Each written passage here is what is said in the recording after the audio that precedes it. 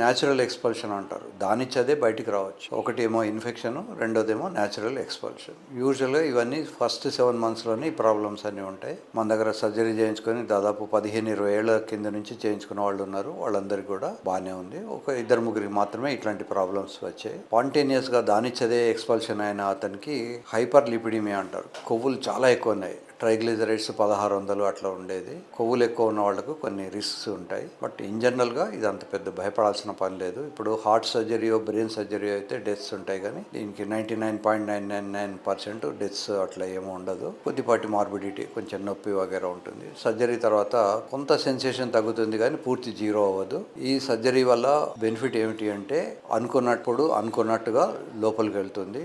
అనుకున్నంత టైం మీరు లోపల ఉంచవచ్చు. అది 5 నిమిషాలైనా కావచ్చు, 5 గంటలైనా కావచ్చు. కనుక మీ ఓపిక, మీ పార్ట్నర్ ఓపికను బట్టి మీరు ఎంతసేపు అయినా ఉండొచ్చు. మనందరికీ ఏమిటి అంటే ఒకసారి లోపల నుంచి ఫ్లూయిడ్ కారగానే అది మెత్తబడిపోతుంది. దాన్ని ఇజాక్యులేటరీ ఫ్లూయిడ్ అంటాం. ఇజాక్యులేషన్ కాగానే మెత్తబడిపోతుంది.